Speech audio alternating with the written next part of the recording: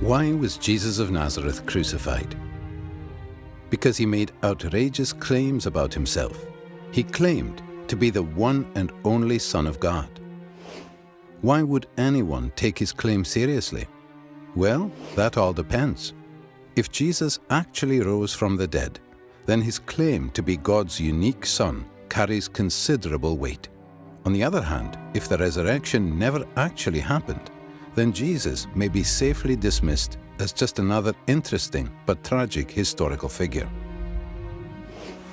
Did Jesus rise from the dead? As we explore this question, we need to address two further questions. What are the facts that require explanation? And which explanation best accounts for these facts? There are three main facts that need to be explained: the discovery of Jesus' empty tomb, the appearances of Jesus alive after his death, and the disciples' belief that Jesus rose from the dead. Let's examine each of these. Fact number 1.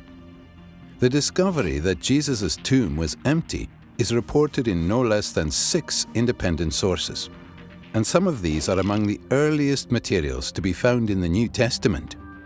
This is important because when an event is recorded by 2 or more unconnected sources, historians' confidence that the event actually happened increases. And the earlier these sources are dated, the higher their confidence. Moreover, the Gospels indicate that it was women who first discovered that Jesus' body was missing. This is likely historical because in that culture, a woman's testimony was considered next to worthless. A later legend or fabrication would have had men make this discovery.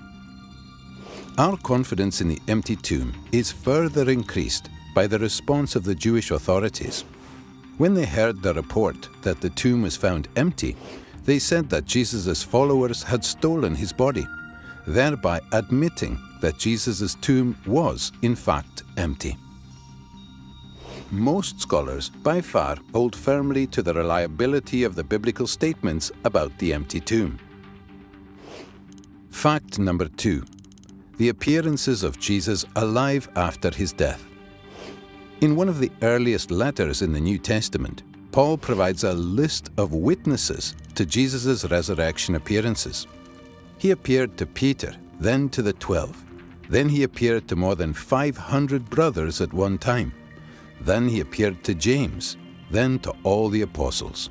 Finally, he appeared also to me.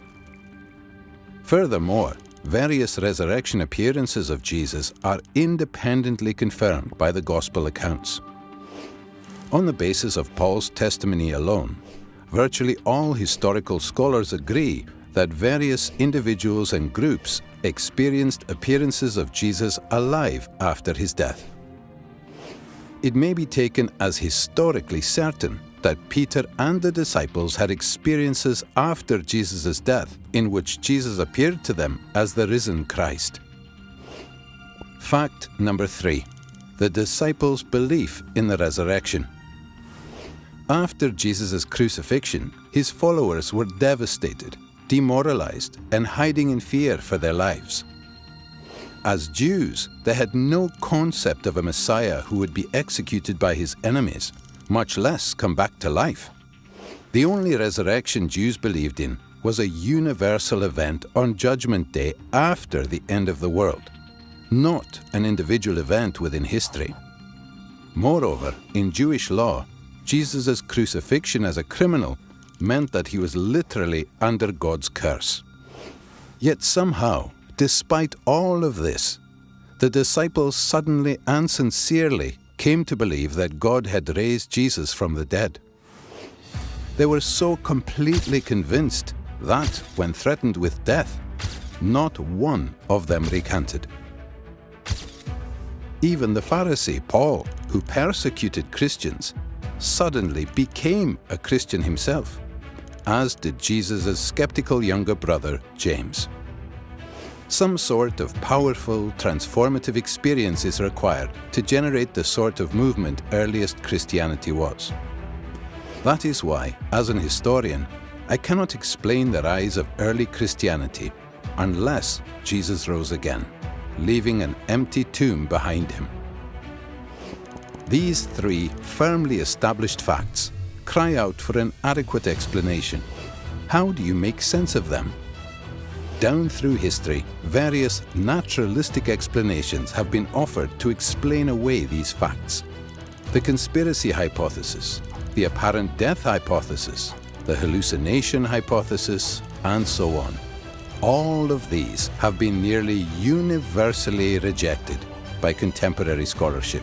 The simple fact is that there is just no plausible naturalistic explanation of these three facts. The explanation given by the original eyewitnesses is that God raised Jesus from the dead. If it's even possible that God exists, then that explanation cannot be ruled out. For a God who is able to create the entire universe, the odd resurrection would be child's play. An empty tomb, Jesus' appearances alive after his death, and a group of dejected followers suddenly transformed by a radical new belief in a risen Messiah. These are independently established historical facts. How do you explain them?